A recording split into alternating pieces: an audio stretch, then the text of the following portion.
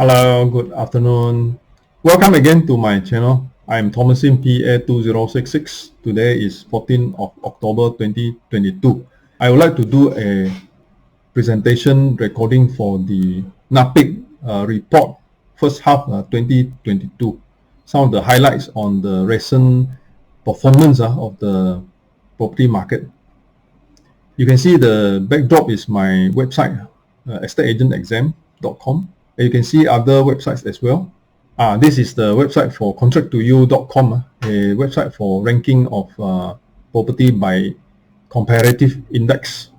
You can actually rank your property listing as an advertisement inside the website, and the website can generate an index number to rank the particular listing in a table.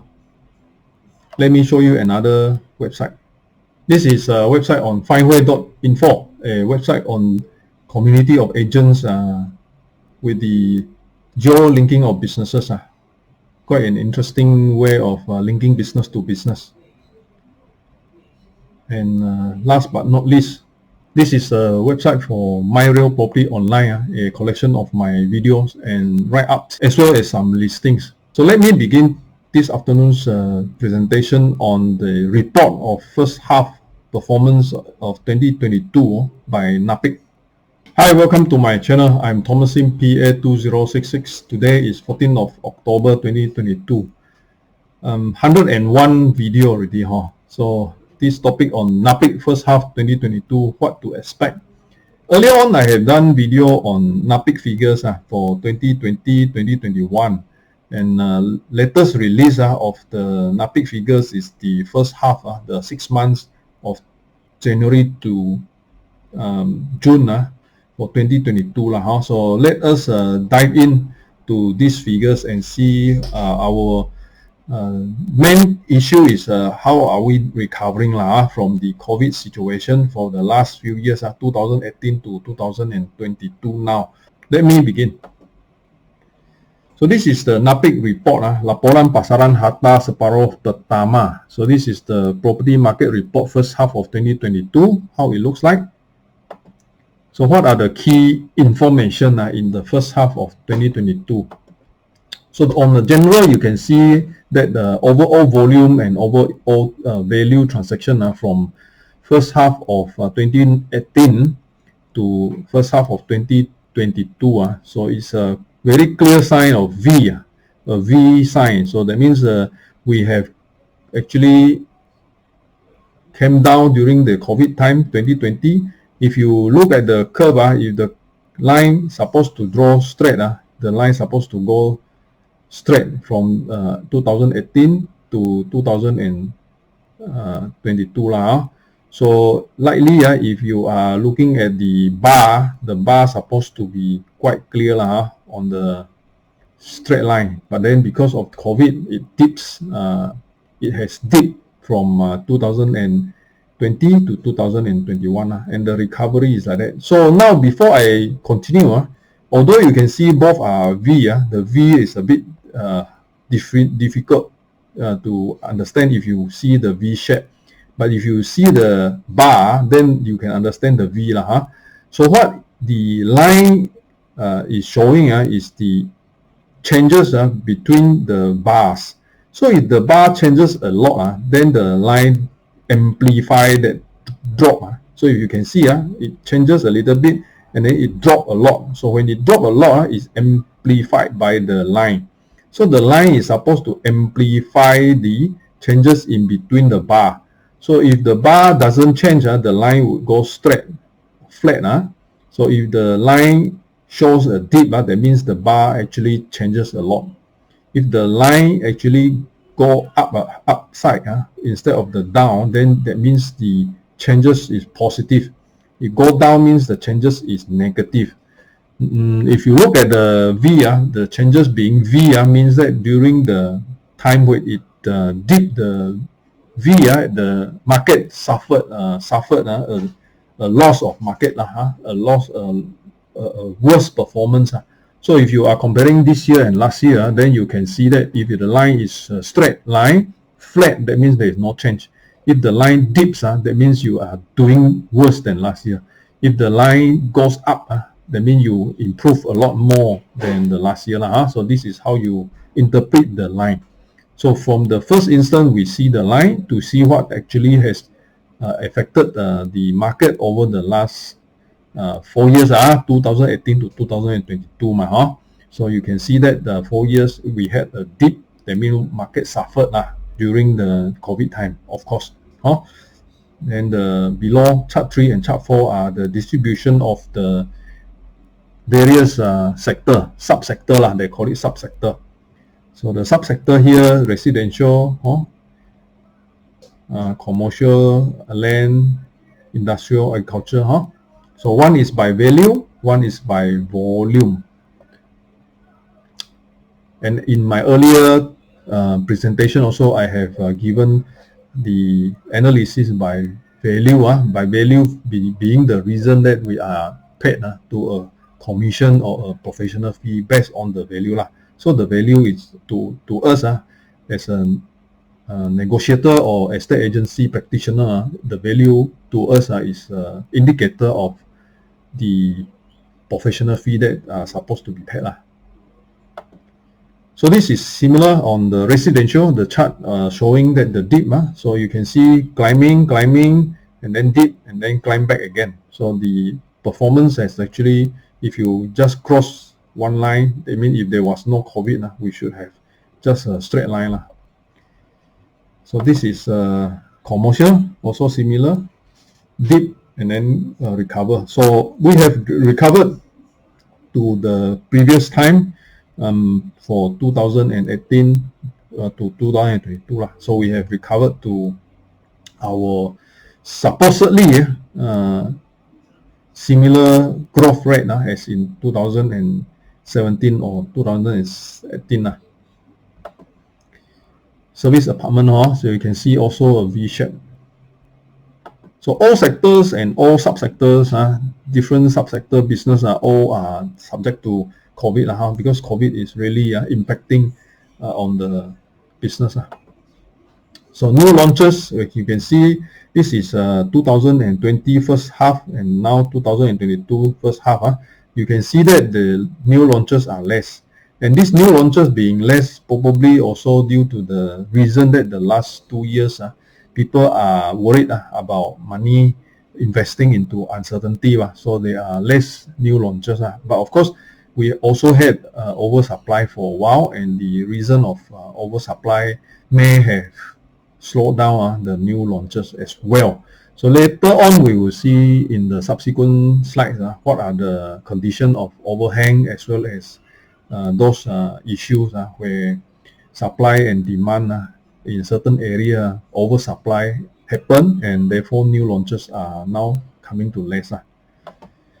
And the overhang, as I said, residential overhang on unsold under construction and not constructed units in major states. Here is KL, Selangor, Johor, Pulau Pinang, and Perak. I will have another video presentation on what are the differences on overhang, unsold, under con, or not constructed. Later we will discuss in more detail, but here just to highlight to you, in KL and in Selangor add together, there are a lot of overhang as well as the undercon unsold, Johor as well. And you look at Perak is Ipoh is looking at unsold on the construction, unsold and under construction one a lot. So we will see the other more bigger picture as a macro scenario in the property market. Well, we understand that the COVID time, the overnight policy rate, OPR, has been reduced down to 1.75, and in fact from 2020 July, COVID started with the first few cases dying around in February or March 2020. So during the May and June of 2020, it was full-blown already, the COVID, and the bank's rate has come down to 1.75. Then eventually in May 2022, we adjusted back to the 2%, 25 basis point, adjusted up to be 2%. So if you look at 1.75, it's actually from July 2020 until April 2022.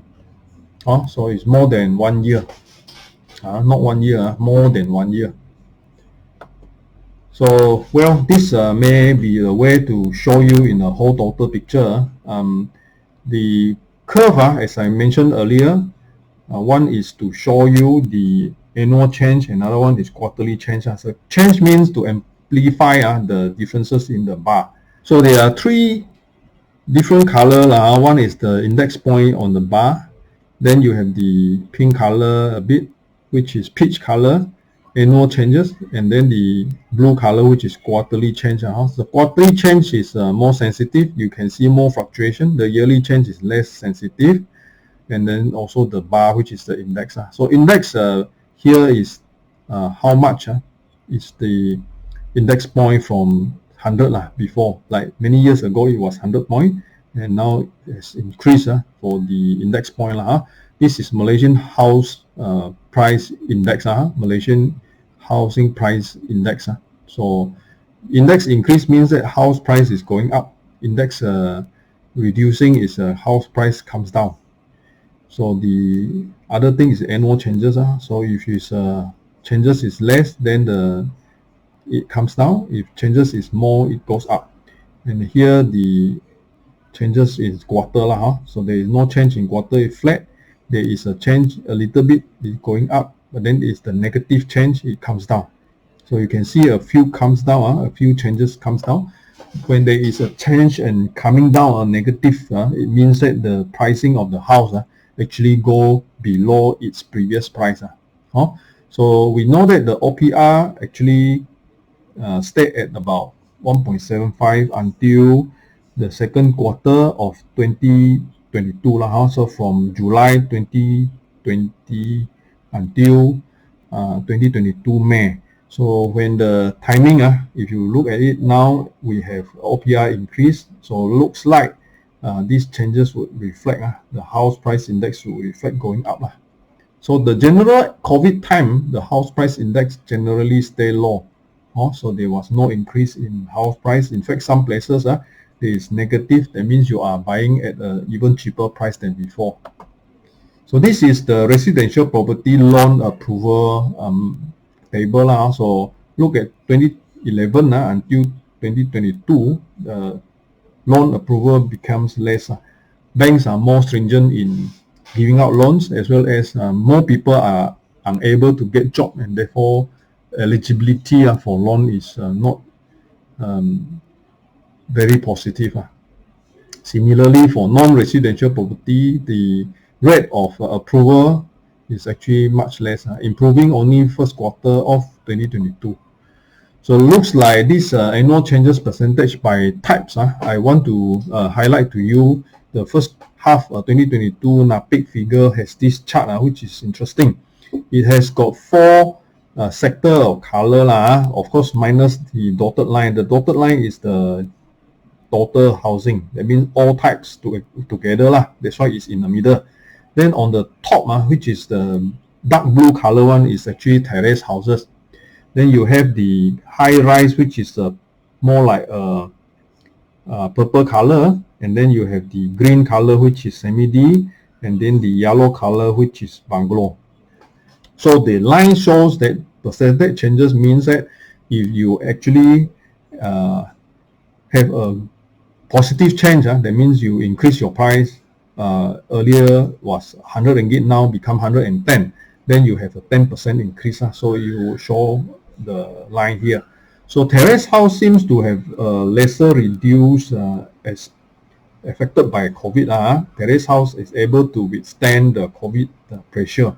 And then the worst that has come down a lot because of the COVID probably is the bungalow as well as the high rise. So you can see the bungalow and the high rise actually are the lines below, the lines which are below. Then you have the semi-D, the green color one hovering in between. So terrace house landed property is the one that withstood the pressure of COVID. COVID happened here, 2020 and 2021. So looks like if we look at the two boxes here, the blue box here, all the changes are positive during the time which is earlier than 2018. But then when it comes to 2019, especially 2020 to 2021, this is the period of COVID. A lot of the changes are negative. You can see changes are negative. So that means the house average prices drop. So you can see the house average prices drop. However, the one that was worse hit is actually the bungalow. And the reason is simply because bungalow are more expensive houses. Bungalow houses are unable to sustain because it is only for the very rich.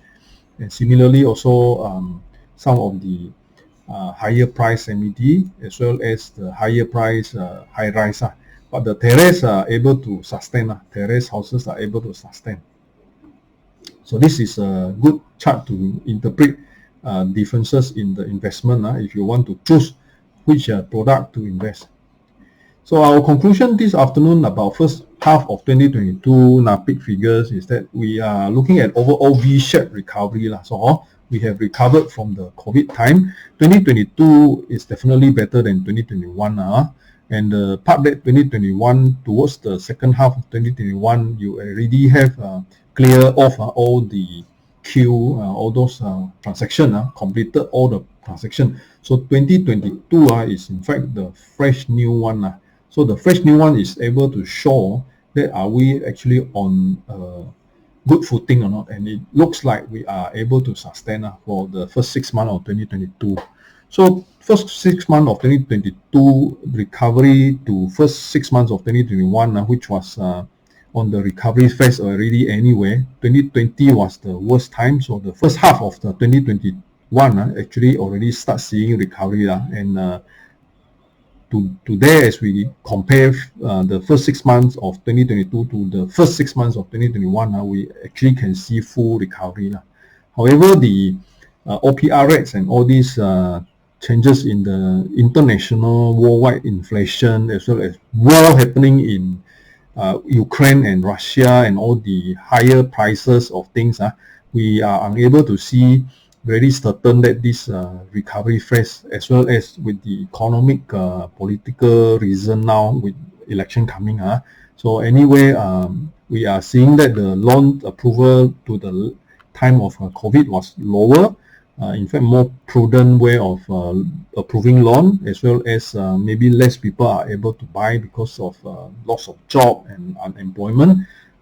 We can also see maybe other reasons like the sufferings for businesses that are unable to expand. But good chart that has shown us that the different types of products, different types of property like terrace and semi-D were able to withstand the COVID pressure, as well as